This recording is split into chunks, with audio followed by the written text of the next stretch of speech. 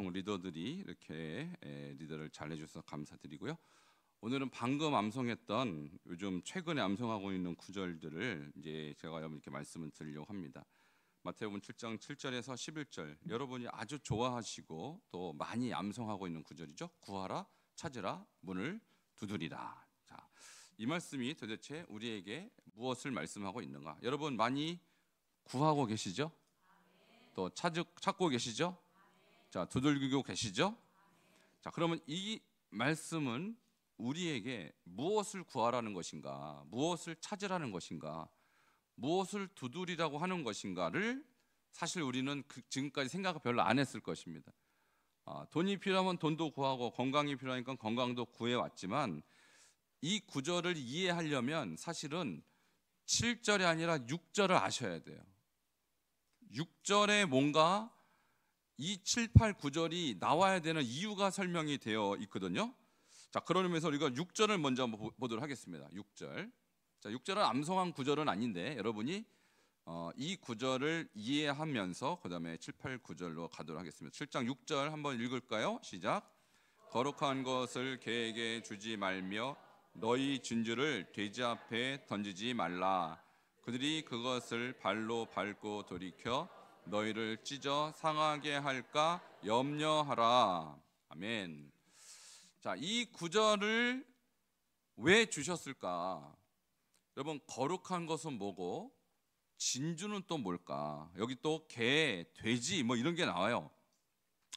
자, 먼저 우리가 성경에서 개라고 하고 돼지라고 한다면 보통은 이방인을 말하는 것입니다. 예수를 하나님을 모르는 이방인을 개, 돼지로 여겼어요. 유대인들 입장에선 그래요. 근데 예수님이 지금 이 말씀을 산상수훈을 할 때 제자들과 유대인들에게 개와 돼지 앞에 거룩한 것과 진주를 던지지 말라고 했을 때는 이것은 유대인이 아니겠죠. 그러면 자, 이방인이 아니겠죠. 그럼 뭐냐면 이것은 복음을 왜곡하는 교만한 자들을 말하는 거. 교만한 자들에게 아무리 좋은 것 줘봐야 교만한 사람들은 거부한다라는 것입니다. 여러분, 예수님이 이 땅에 오셔서 복음을 전했는데 예수님이 예루살렘이라는 좋은 도시에서 전하지 않고 주로 어디에서 전하셨어요? 나사렛, 갈릴리 이런 지방에서 전하셨죠. 왜 예수님은 좋은 나사렛, 예루살렘에서 복음을 전하지 않으셨을까요? 자, 그 이유는 예루살렘에 사는 사람들이 부류가 정해져 있습니다. 첫 번째는 바리새인, 두 번째는 사두개인, 세 번째는 헤롯과 관계되는 왕족들입니다. 자, 이 사람들에게 예수님이 복음을 전했습니다. 안전한 게 아니에요. 그런데 대부분의 바리새인들은 거부했죠. 거절했습니다. 그러니까 예수님이 이 사람들은 복음을 받아들일 준비가 안 됐구나. 그래서 어디로 간 것입니까? 갈릴리 시골 동네로 가서 복음을 받아들일 사람들을 찾아 나선 거예요. 그 첫 번째 대상이 바로 예수님의 12 제자들이었어요. 자, 그 사람들은 많이 배우지 못했습니다. 예루살렘에 있는 사람들에 비하면 턱없이 무식한 자들이에요. 그리고 가난한 자들이에요. 그래서 지금 산상수훈도 장소가 어디냐면 예루살렘이 아니라 바로 갈릴리, 그리고 갈릴리 그 호수 주변에 있는 그런 작은 산에서 예수님이 이 제자들에게 이 말씀을 가르치는 거예요. 그러니까 지금 왜 개와 돼지를 언급했냐면 이 사람들이 바로 복음을 전혀 복음으로 여기지 않는 그런 사람들이라는 것입니다. 자, 그래서 이 거룩한 하나님의 말씀 줬더니 그것을 발로 짓밟아 버려요. 그러니까 그런 사람들이 아니라 복음을 받아들일 만한 사람들을 먼저 찾아가라 라는 의미인 것입니다. 그러면 여기에서 주님이 개와 돼지라고 말한 사람들은 교만한 사람들, 자, 이 사람들이 진심으로 하나님 앞에 기도할 리가 없다라는 것입니다. 자, 이들의 기도는 왜곡된 기도, 하나님이 받아들일 만한 그런 참된 기도가 아닌 형식적인 기도였다. 그래서 바리새인들이 어떻게 기도하냐면 그들은 금식도 합니다. 그런데 길거리에서 일부러 사거리에 나가서 사람들 보라고 기도를 합니다. 주여, 저는 일주일에 2번 금식하고 저 세리들과 같지 않아이다 하면서 자랑질을 하는 거예요. 기도가 아니라. 이런 사람들에게 주님은 뭐라고 하냐면 거룩한 진리를 그 사람들은 줘봐야 소용없다라고 말하는 것입니다. 그리고 그들의 기도는 주님이 받지도 않으신다. 그리고 7절로 넘어가는 거예요. 자, 7절로 다시 넘어가면 어떻게 나옵니까? 구하라 그렇게 나오죠. 그 다음에 찾으라 이렇게 나오죠. 그 다음에 문을 두드리라 이렇게 나옵니다. 그러면 지금 뭘 구하라는 거냐면 하나님의 참된 은혜를 구하라는 거예요. 6절에 나온 이 외식하는 자들은 진정한 은혜를 구한 사람이 아니었어요. 그들은 물질을 구했겠죠. 세상적인 어떤 축복은 구했겠죠. 그러나 하나님의 참된 은혜, 자기 내면을 조명하고 자기 자아가 그리스도 안에서 변화되는 그런 본질적인 기도를 하지 않았다라는 것입니다. 그래서 여기서 구하라는 아이테로라는 이 말은 뭐냐면 하나님의 은혜에 대한 강렬한 소망을 나타내는 거예요. 그다음에 찾으라는 이 제테오라는 말은 주로 어디에서 많이 쓰이냐면 구원을 끊임없이 간구하는 그런 신실한 태도를 말할 때 찾으라는 말을 썼습니다. 그리고 두드리라는 이 말은 하나님 나라에 들어가기 위해서 인내하고 그 하나님 나라를 구하는 그런 참된 태도를 말하는 거예요. 제가 오전에 에서와 야곱 얘기했죠. 에서는요 관심이 없었어요. 하나님 은혜에 대한 관심이 없어요. 구원에 관심이 없었어요. 하나님 나라에 대한 관심이 없었어요. 반대로 야곱은 내가 하나님 나라에 들어가야겠다고 하나님의 은혜를 알았던 사람입니다. 이 두 차이가 바로 오늘 7장 6절과 7절의 차이예요. 그러니까 6절에 있는 사람은 참된 기도가 아니라 가식적이고 자랑질하는 자기를 드러내는 거짓된 기도를 했다면 7절에는 주님 우리에게 무엇을 말하면 참된 기도를 하라는 것입니다. 하나님이 받아들이는 기도를 해야 하는 것입니다. 자, 그것이 무엇을 구하는 기도입니까? 하나님의 은혜를 구하는 기도. 하나님이 저를 구원해 주시옵소서. 구원을 향한 기도. 하나님 제가 하나님 나라에 들어가게 하시옵소서. 하나님 나라를 구하는 기도를 하시기 바랍니다. 6장에도 이 부분이 또 나와요. 이방인들은 무엇을 먹을까, 무엇을 입을까, 무엇을 마실까 염려하는 기도를 하죠. 그러나 이것은 다 이방인이 하는 기도다. 너희는 먼저 그의 나라와 그의 의를 구하라. 그 제테오입니다. 구하라가 아이테오입니다. 자, 그러면 이 모든 것을 너희에게 더하시리라. 그러니까 6장에도 기도에 대한 교훈이 나오고 7장에도 기도에 대한 교훈이 나오는데 결과적으로 예수님이 우리에게 요구하는 기도의 모습은 겸손한 기도를 원하는 거예요. 그러니까 우리가 어떤 기도를 하든지 중요한 것은 무엇입니까? 하나님이 받아들일 만한 기도를 해야 된다는 거예요. 근데 그 기도는 하나님 앞에 끊임없이 내 죄를 자복하고 내가 하나님 앞에 은혜를 구하고 하나님의 구원을 구하고 하나님 나라를 구하는 그런 진실된 기도가 주님이 원하시는 기도인 줄 믿으시길 축원합니다. 자, 이 기도를 하라는 것입니다. 자, 그러면 이제부터 제가 그러면 그 기도가 어떻게 응답되느냐, 기도의 공식에 대해서 말씀드리려고 합니다. 자, 이렇게 표로 제가 하나 만들어 봤습니다. 7장 7절의 기도의 공식은 글자가 좀 보입니까? 안 보입니까? 대충 보이죠? 자, 구하라. 그러면 어떻게 돼요? 주실 것이요. 찾으라. 찾아낼 것이요. 문을 두드리라. 열릴 것이냐. 이게 공식인데 구하라, 찾으라, 문을 두드리라는 현재형으로 되어 있는데 이것은 뭐냐면 계속해서 그렇게 하라는 뜻이에요. 계속해서. 내가 지금 하나님 앞에 은혜를 구할 때 과거에만 구하면 되지 않고 지금도 현재형으로 계속 구하시기를 바랍니다. 여러분, 저나 여러분이나 하나님의 은혜가 없으면 살 수 없는 존재들이에요. 여러분, 우리 구원의 문제도 그래요. 우리가 영생을 얻고자 한다면 우리가 날마다 하나님 저의 영혼을 불쌍히 여겨달라고. 우리 세리들은 뭐라고 기도합니까? 하늘도 쳐다보도 못하고 주여 나는 죄인이로소이다. 나를 용서해달라고 그렇게 자복하는 기도를 하잖아요. 여러분, 이러한 기도라야 주님이 받으시는 기도가 되는 거예요. 자, 그래서 구하라, 찾으라, 문을 두드리라 다 현재형으로 되어 있다는 말은 반복해서 계속하여 겸손한 자세로 기도하다라는 뜻입니다. 자, 그러면 주실 것이다, 찾아낼 것이다, 열릴 것이다라고 하나님께서 미래형으로 응답을 해주시는데, 이 미래형 것은 하나님은 겸손한 자의 기도에는 반드시 확실하게 응답하신다라는 그런 의미가 들어 있습니다. 자, 이 부분을 한마디로 이렇게 요점을 한다면, 하나님은 그분의 은혜와 구원을 끊임없이 구하는 겸손한 자에게는 반드시 영생의 복을 주실 줄 믿으시길 축원합니다. 그래서 구하라 찾으라 문을 두드리라는 영생에 관한 기도지 여러분 육신에 관한 기도가 아니라는 사실을 기억하셔야 돼요. 6장과 7장의 맥락을 보면 6장에도 예수님이 이방이나 구하는 그런 기도하지 말아라, 하나님 나라와 하나님의 의를 구하라라고 6장에서 가르치세요. 그리고 7장에 가서 너희 육신을 왜 구하라고 그럴 리가 없잖아요. 그러니까 6장에서의 기도는 육신의 기도와 영의 기도라면 7장에서 기도는 겸손한 기도와 교만한 기도의 차이를 말하는 것입니다. 자기 죄를 인정하지도 않고 하나님 앞에 자기 자아를 내려놓지도 않는 그런 교만한 바리새적 기도는 주님 앞에 가당치 않다. 그래서 여러분 자신이 하나님 앞에 기도해야 할 최고의 기도 제목은 여러분의 은혜를, 하나님이 주실 은혜를 기억하며 기도하시기 바랍니다. 여러분의 자아를 주님 앞에 내려놓으며 끊임없이 하나님의 은총을 구하시는 여러분 되시기를 바랍니다. 자, 8절에도 기도 공식이 나와 있는데 7절과 약간의 차이가 있습니다.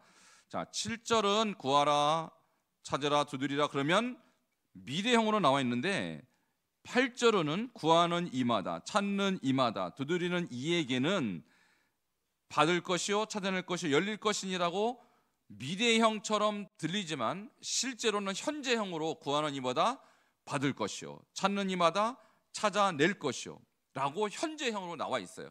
자, 제가 구하는 이마다 하면 여러분 받을 것이요 이렇게 한번 하시기 바랍니다. 구하는 이마다 언제요? 현재형으로 나와 있다고요. 그러니까 7절은 언젠가는 주신다는 의미이지만, 자, 이것이 지금 영혼의 문제라고 그랬어요? 구원의 문제라고 그랬어요? 자, 우리가 언젠가는 우리가 겸손하게 주님의 구원을 구하는 자에게 구원하는 주셔요. 언젠가는 그 미래형으로 주시지만 그 미래형은 죽어서 받는 것이 아니라 구원은 현재도 누릴 수 있다는 사실입니다. 자, 그래서 구하는 이마다라는 것은 누구나 기도하면, 누구나 구원을 위해서 중보하면, 누구나 자기 영혼을 위해서 주님 앞에 회개하면 현재 구원이 시작되는 것입니다. 자, 찾는 이마다 어떻게 돼요? 찾아낼 것이요. 이것도 미래형이 아니라 현재 그렇게 찾아낸다라는 거예요. 뭘 찾는 것입니까? 천국을 찾는 거예요. 영생을 찾는 것입니다. 자, 제가 찾는 이마다 하면 여러분 찾아낼 것이요 한번 하시기 바랍니다. 찾는 이마다 언제요? 현재라고, 현재. 그러니까 우리는 영생, 그러니까 미래적 구원이 있고 현재적 구원이 있다라는 거예요. 자, 미래 구원은 우리가 죽으면 이 땅이 아닌 저 세상에 갑니다. 그때는 우리가 영생 천국에 들어가지만 이 땅에서 우리가 천국과 관계없이 살아간다면 죽어서 가는 천국은 그렇게 능력이 없는 천국이에요. 여러분, 우리가 가야 될 천국은 현세 천국입니다. 미래적인 천국은 현세 천국에서 천국을 누린 사람이 나중에 들어가는 거예요. 이 땅에서 지옥까지 살다가 나중에 천국을 막연히 들어가겠다, 이것은 구원을 잘못 알고 있는 거예요. 그래서 예수님이 저렇게 7절과 8절을 조금 다르게 표현했습니다. 우리는 한글로는 저게 다 미래형으로 보이지만 원어로 보면 다 현재형이라고요. 그러니까 여러분이 얻어야 될 구원은 미래형일 뿐만 아니라 현재형인 것을 기억하시기 바랍니다. 다시 한번 제가 구하는 이마다 그러면 받을 것이요. 자, 하시기 바랍니다. 구하는 이마다, 찾는 이마다. 자, 언제요? 현재라고, 현재. 자, 우리 옆에 분에게 구원은 현재 진행형입니다. 자, 이해가 되십니까? 아, 내가 예수 믿으니까 죽어서 천국 가겠지. 아니, 가요. 제가 안 간다는 얘기가 아니라 죽어서 가는 천국이 뭐가 그렇게 대단하냐고요, 여러분. 그게 뭐가 그렇게 여러분의 삶에 큰 의미가 있습니까? 지금 천국이 이루어져야 됩니다. 그러니까 과거에 예수님이 이 땅에 오셨을 때 이단이 하나 있었어요. 그 이단이 뭐냐면 영지주의예요. 영지주의. 영지주의가 주장한 바가 뭐냐면 이 땅은 악하고 천국은 거룩하다. 그러니까 이 땅에서 무슨 짓을 해도 죄가 아니다. 너희는 천국만 가면 돼. 여러분, 이게 구원파입니다. 지금 구원파가요, 주변에 시퍼렇게 살아 있습니다. 구원파가 강조하는 게 뭔지 아세요, 여러분? 대충 살아도 예수님 영접만 하면 지옥은 안 간다라는 거예요. 요즘은 제가 잘 모르겠는데 여러분 그 가수 중에 박진영 아시죠? 이 양반이 TV에 유튜브에 나와서 강조하는 구원론이 정확하게 영지주의 구원론입니다. 정확하게. 이 땅에서는 뭔 짓을 해도 상관없다. 나중에 예수만 영접하면 구원받는다. 천국 간다. 여러분, 이런 기독교가 무슨 의미가 있어요? 여러분, 구원은요 미래적이기도 하지만 지금 당장 천국이 내 심령에 와야 참된 구원입니다. 이게 기독교가 말하는 구원이라고요. 예수님이 말한 구원은 그런 기독교예요. 근데 이것을 누가 안 받아들였어요? 바리새인들이, 사두개인들이, 왕족들이, 소위 말하는 기득권도 좀 받아들이지 않았어요. 왜? 그들에게는 이미 자기가 생각하는 자기만의 천국이 이미 이루어졌어요. 왕궁이 그들의 천국이에요. 그들의 기득권이 자기들의 천국이에요. 예수가 들어올 틈이 없었어요.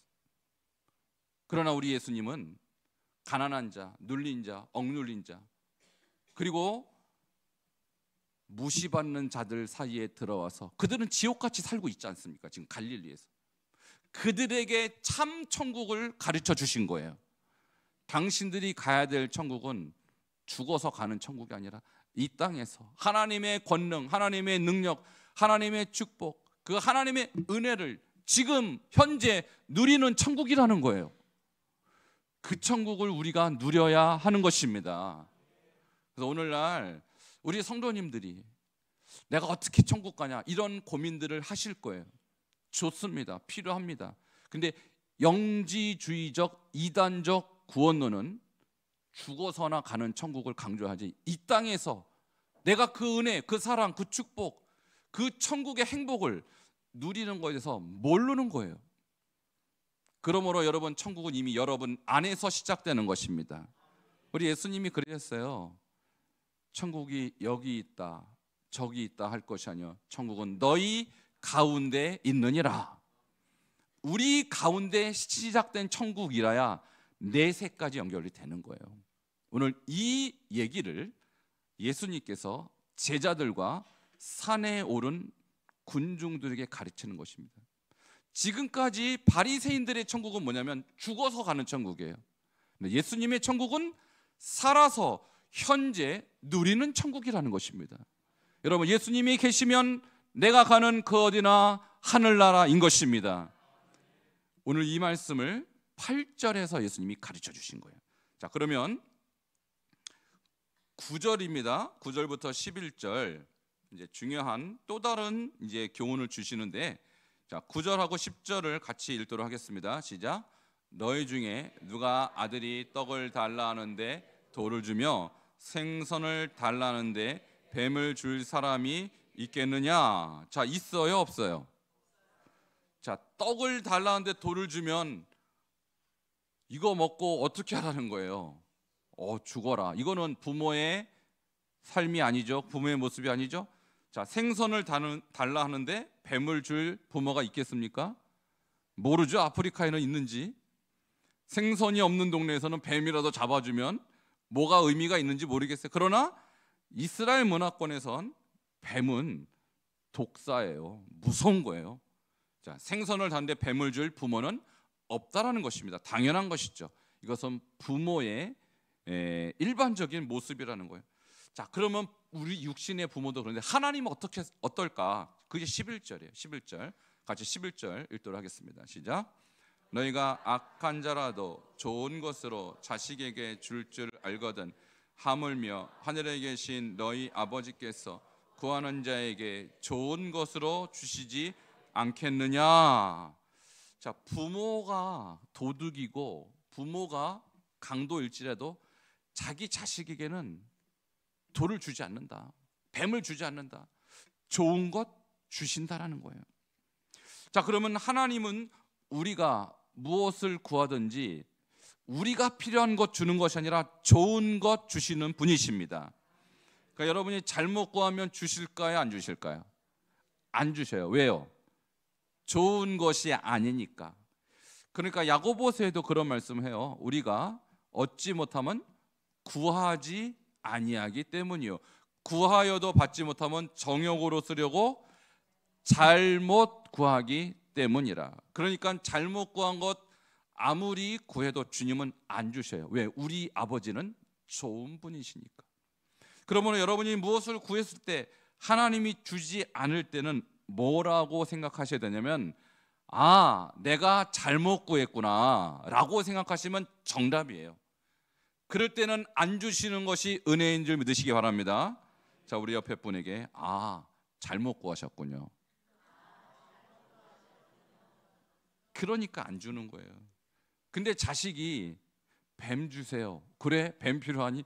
엿다 뱀 먹어라. 이럴 부모가 어딨냐고. 좋은 것만 주는 거예요.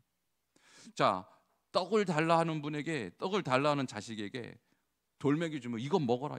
이런 부모가 어디 있냐고요. 그거는 거짓 부모, 가짜 부모입니다. 우리 하나님은 우리 육신의 부모보다 좋은 분이세요. 그러니까 여러분이 아무리 목 터져라 구해도 주님이 보시기에 아니면 안 주셔야 좋은 부모겠죠. 그래서 여러분이 구한 것 중에 여태까지 못 받은 게 있다면 두 가지 중에 하나예요. 아직 때가 안 됐든지 내가 잘못 구했던지. 아마 잘못 구했을 가능성이 큽니다. 그러니까 여러분 빨리 눈치채시고 잘못 구했구나 깨달으시길 축원합니다. 그럼 여기서 좋은 것이란 도대체 뭘까? 우리 예수님 기준으로 좋은 것은 뭘까? 좋은 옷일까요? 돈일까요? 건강일까요? 그거보다 더 좋은 게 있다는 것입니다. 누가복음 11장 13절이 평행 구절인데요. 좋은 것은 성령이라고 나와 있어요. 같이 13절 읽도록 하겠습니다. 시작. 너희가 악할지라도 좋은 것을 자식에게 줄 알거든 하물며 너희 하늘 아버지께서 구하는 자에게 성령을 주시지 않겠느냐 하시니라. 아멘. 자, 우리 주님께서 주고자 하는 최고의 선물은 성령입니다. 저도요, 여러분에게 제 수중에 금이 있으면 금을 드리겠어요. 죄송합니다. 금이 없습니다. 근데 제 수중에 보석이 있으면 보석을 드리겠습니다. 근데 죄송해요. 보석이 없어요. 우리 예수님에게도 금이나 보석이 예수님 주머니에 있어서 여러분에게 드리고 싶지만 예수님이 정말 주고 싶은 것은 금이나 보석이 아니라 성령입니다. 베드로와 요한이 성전에 올라가죠. 나면서부터 걷지 못한 자에게 뭐라고 말합니까? 금과 은은 내게 없거니와 내게 있는 것으로 내게 주노니 나사렛 예수 이름으로 일어나 걸어라. 여러분, 우리가 줄 수 있는, 다른 사람에게 줄 수 있는 최고의 선물은 예수 그리스도예요. 우리 하나님이 우리에게 주는 최고의 선물은 성령이십니다. 성령이 왜 그렇게 중요하냐면 우리가 예수를 믿는다라는 것이 뭘 의미할까요? 내가 예수님을 따른다는 것이 무엇을 의미할까요? 내가 구원을 받았다는 것이 무엇을 의미할까요? 여러분 안에 성령이 계시면 구원 받은 것입니다. 성령은 우리 안에 구원의 영으로 오신 거예요. 그러니까 성령은 무슨 성령 체험이나 은사 체험으로 주시고자 하는 것이 아니라 구원하라고 오신 분이 성령님이세요. 그러니까 여러분이 정확하게 성령이 계신 사람이냐 성령이 안 계신 사람이냐 둘로 나뉩니다. 전 세계 인구를 반으로 나눈다면 남자와 여자로 나눈 게 아니라 성령이 계신 자와 성령이 안 계신 자로 나눈다고요. 성령이 안 계시면 죄송합니다만 구원 못 받습니다. 왜? 성령은 우리를 구원하러 오신 분이세요. 성령이 계신 자가 거듭난 자입니다. 성령이 계시면 말이 달라요. 성령이 계신 자는 생각이 달라요. 성령이 계신 자는 비전이 달라요. 그러니까 이거 주려고 그러는 거예요. 하나님께서, 예수님께서. 예수님이 뭐라고 그랬어요? 내가 너희와 함께 있는 것도 좋지만 내가 떠나는 것이 너희에게 유익이라. 내가 떠나자면 보혜사가 너희에게 올 수 없느니라. 내가 아버지께 구하겠으니 그가 또 다른 보혜사를 너희에게 주사 영원토록 너희와 함께 있게 하리니 그는 진리의 영이라. 성령이 오셔야 여러분이 진리를 깨닫는 거예요. 그러니까 예수님이 여러분에게 금이나 은을 주고자 오신 분이 아니라 성령을 주시려고 오셨어요. 이 성령을 받아야 천국 갑니다. 이 성령이 있어야 성경을 깨닫습니다. 그래서 저는 우리 성도님들에게 제가 줄 수가 없어서 안타깝습니다만 여러분이 가져야 될 최고의 선물이라면 저는 성령이라고 생각해요. 제가 줄 수 없는 게 안타까울 뿐이에요. 그러나 여러분에게 성령이 임하도록 저는 기도합니다. 그러니까 여러분 오늘부터 고민을 해보세요. 내가 이 선물을 받았느냐 안 받았느냐. 성령이 계신 자의 생각이 다르다고 그랬어요. 부정적인 생각에서 긍정적인 생각으로 바뀝니다. 절망에서 소망으로 바뀝니다. 슬픔에서 기쁨으로 바뀝니다. 불평에서 감사로 바뀝니다. 왜? 성령이 그런 분이세요. 우리 웨슬리 목사님이 성령 받기 전에도 목사였어요, 여러분. 웨슬리 목사님이 성령 받기 전에 선교사였어요. 아세요, 그거를? 그가 1738년도 5월 24일 올더스케이 거리를 가면서 모라비안 교도의 집회에 참여합니다. 그때 그는 이미 목사였다고요. 선교사였다고요. 근데 성령을 못 받았어요. 자기의 인생이 어떻게 될지, 자기가 어떻게 살아야 될지 모르고 있었어요. 비전이 없어요. 방향이 없어요. 왜? 성령이 없으니까. 진리를 모르는 거예요, 그때. 이때 모라비안 교도들이 읽고 있는 이 로마서 서문 주석을 들을 때 구원은 믿음으로 말미암는 진리를 그가 깨닫습니다. 누가 깨닫게 해주신 걸까요? 성령 그날 받은 것입니다. 특별히 은사 집회라는 게 아니에요. 특별히 불로를 부르짖은 게 아니에요. 하나님의 영이 그 안에 온 것입니다. 그랬더니 그 영이 달라졌어요. 영안이 열렸습니다. 그때부터 그는 성경이 살아계신 하나님의 말씀으로 믿어졌고 죽음을 두려워하지 않는 사람이 된 것입니다. 이게 성령을 왜 주님이 우리에게 주시려고 하는지 그 이유가 여기 있는 거예요. 아무리 웨슬리처럼 목사 선교사였어도 성령을 못 받았던 웨슬리는 종교인일 뿐이었다고요.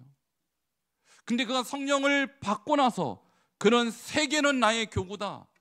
전국을 돌아다니며 전 세계를 돌아다니면서 그 평생에 하루에 2번씩 설교했습니다. 여러분 말씀을 제가 정리하려고 합니다. 우리 주님께서 우리에게 구하라고 하신 것이 있어요. 자, 먹을 거 필요합니다. 입을 거 필요합니다. 마실 거 필요합니다. 그러나 주님은 먼저 그의 나라와 그의 의를 구하라. 그리하면 이 모든 걸 너에게 더하시리라. 이게 기도의 공식이에요, 여러분. 여러분이 아무리 금식하고 구한다 하더라도 잘못 구하면 안 주십니다. 그러나 주님이 원하는 기도를 하면 주님이 구하지 않은 것도 갖다 주십니다. 이게 기도의 공식이라고요. 그러니까 기도하는 자는 겸손하게 기도하셔야 돼요. 하나님, 나는 죄인입니다. 나는 죄인입니다. 이 불쌍한 자를 구원하소서. 이렇게 기도하면 주님이 그 안에 성령을 부어주시는 것입니다. 그러니까 그 성령이 있는 자의 삶은 전혀 다르게 사는 거예요. 전혀 다른 길을 걷는 것입니다. 오늘 이 말씀을 여러분에게 주시는 하나님의 음성을 들으시고 여러분 오늘부터 주님 앞에 겸손하게 기도하세요. 주님, 저는 죄인입니다. 저는 주님이 필요합니다. 저는 죽어 마땅한 죄인에 불과합니다. 주여, 이 불쌍한 죄인을 용서하소서, 구원하소서. 성도가 구해야 될 가장 좋은 기도, 그것이 바로 성령이 우리 안에 들어오시도록 성령을 구하는 기도. 하나님은 그리고 성령을 구하는 모든 자에게 반드시 응답해 주시는 것입니다. 오늘 이 회개의 기도, 겸손한 기도, 그리고 성령을 구하는 기도가 영적 공식이고 그것은 한 사람도 빠짐없이 다 하나님이 주신다고 약속했습니다. 오늘 영적인 기도 공식에 여러분의 삶이 그대로 적용되어서 여러분도 하나님의 성령을 충만하게 누리는 여러분 되기를 주 이름으로 축원합니다. 우리 옆에 분 한번 축복하겠습니다. 성령을 구하십시다. 우리 함께 이 시간에 성령을 구하는 기도를 함께 드리도록 하겠습니다. 성령이 없으면 우리의 인생은 빈 껍데기에 불과합니다. 성령이 계신 자라야 세상을 똑바로 볼 수가 있어요. 성령이 계신 자라야 내 인생에 뭐가 제일 중요한지 아는 거예요. 주여, 오늘 이 말씀을 통해서 내게도 성령을 부어주시옵소서. 웨슬리 목사님에게 임했던 그 성령을 부어주셔서 주여 성경을 알게 하시고 진리를 알게 하시고 바른 인생의 길을 깨닫게 해주셔서 주님이 원하시는 기도자의 삶을 살 수 있도록 우리 주여 한번 통성으로 부르고 기도하겠습니다. 주여, 하나님 감사합니다. 오늘 이 시간에 주님 주신 이 귀한 말씀을 통하여서 아버지, 우리가 구할 것이 바로 성령이라는 사실을 깨닫게 하시니 감사합니다. 우리가 무엇을 먹을까, 무엇을 마실까, 무엇을 입을까 염려하는 아버지 육신의 기도하지 아니하고 하나님이 기뻐하시는 영의 기도하기 원합니다. 그것은 바로 겸손한 회개의 기도이며 성령을 간구하는 기도인 줄 믿습니다. 오늘 이 영의 공식, 이 기도의 공식을 우리가 잘 깨닫고 앞으로 우리의 기도가 주님이 받으실 만한 하나님이여 영적인 기도 될 수 있도록 하나님이여 도우시고 축복을 더하여 주시옵소서. 하나님이여, 우리가 성령이 아버지 우리 안에 계실 때 하나님, 우리가 세상이 아버지 어떤 세상인지 깨닫게 되고 주여, 우리가 가야 될 길이 어떤 길인지 깨닫게 됩니다. 주여, 우리에게도 성령 주시옵소서. 우리에게도 성령의 아버지 임재를 허락하여 주시옵소서. 그래서 우리 영혼이 열리게 하시고 우리의 판단력이 아버지 새로운 판단력이 되게 하시고 주여, 온전한 분별력을 가질 수 있도록 하나님이 함께하여 주시옵소서. 성령을 주시고 성령을 허락하시고 성령의 능력으로 한 심령 한 심령이 새로워질 수 있도록 하나님이 함께하여 주시옵소서. 예수 그리스도 이름으로 기도하옵나이다.